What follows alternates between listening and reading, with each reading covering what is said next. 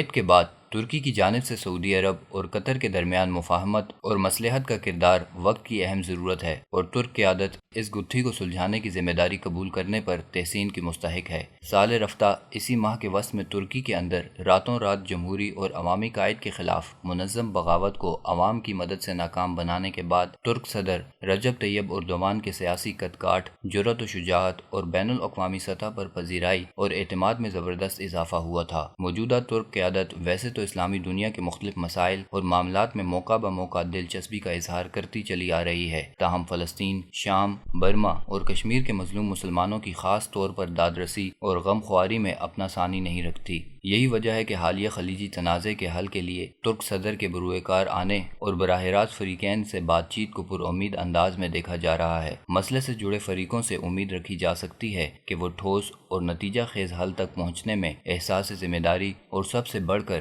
علاقے میں عالم اسلام کے مفادات کو ترجیح دیں گے اور مزید کشیدگی پیدا کرنے سے گریز کریں گے۔ قطر سعودی عرب تنازع کی وجہ اور پس منظر کچھ بھی ہو اور کوئی بھی فریق اپنے الزامات، دعوے یا مطالبات میں حق بجانب کیوں نہ ہو، سر دست اس امر سے انکار ممکن نہیں کہ حالیہ اختلاف کے بطن سے مسلم امہ کے حق میں اجتماعی طور پر نفع بخش پہلو برآمد ہونے کے آثار اور نتائج دور دور تک نظر نہیں آ رہے۔ الٹا استعماری اور طاغوتی طاقتوں کو خطے کے اندر اپنے ایجنڈے کو آگے بڑھانے کا موقع مل رہا ہے۔ چنانچہ عرب قیادت کو اس موقع پر ہوش مندی اور تدبر کے ساتھ ایثار اور بےلوثی کا مظاہرہ کرنا چاہیے اور دشمن کی سازشوں کا ادراک کرتے ہوئے اسے بے نقاب کرنا چاہیے، نہ یہ کہ خود اس کا حصہ بن جائے۔ قابل توجہ نکتہ یہ ہے کہ امریکہ اپنے مفاد اور مصلحت کی خاطر آج سعودی عرب کا کندھا استعمال کر کے قطر کو مورد الزام ٹھہرا رہا ہے، کل کو وہ سعودی عرب اور دیگر خلیجی ریاستوں کے گرد بھی بعنوان دیگر گھیرا تنگ کرنے کی کوشش کرے گا۔ عرب دنیا کو مختلف عنوانات کے تحت تقسیم در تقسیم کرنا صہیونیت کا پرانا ایجنڈا ہے۔ قبل اس کے کہ کوئی بڑا حادثہ رونما ہو، قطر، سعودی عرب اور اس کے حلیف ممالک کو آگے بڑھ کر ترکی کے دست تعاون کو تھامنا چاہیے۔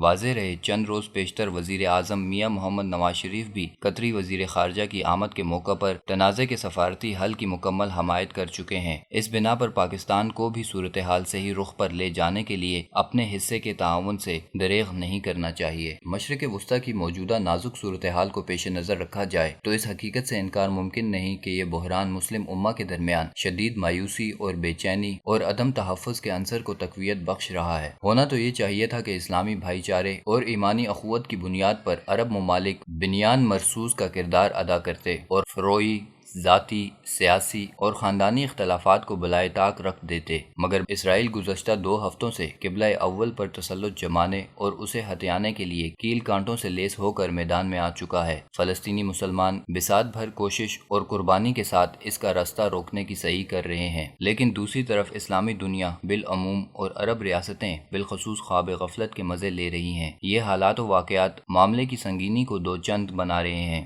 اسرائیلی جاہریت کا راستہ روکنے کے لیے عرب قیادت کو بلا تفریق آگے آنا ہوگا اور اسرائیل پر دو ٹوک انداز میں واضح کرنا ہوگا کہ بیت المقدس مسلمانوں کا قبلہ اول ہے اور اسے بزور طاقت چھیننے اور مزعومہ ہیکل سلیمانی تعمیر کرنے کی کسی صورت اجازت نہیں دی جا سکتی۔ قبلہ اول کو یہودی قبضے میں جانے سے بچانے اور حرمین شریفین کے تحفظ اور استحکام کے لیے مسلم دنیا کی سیاسی اور عسکری قیادت کو ایک صفحے پر مجتمع ہونا پڑے گا اور تمام تر مسائل اور حکمتوں سے منہ پھیرنا ہوگا۔ خدا نہ خواستہ عرب قیادت سر پھٹول میں مصروف رہی اور دیگر اسلامی ممالک اپنے فرض منصبی کو ادا کرنے میں سستی کرتی رہی تو اس کے بھیانک نتائج بلا استثناء سب کو بھگتنا پڑے گا۔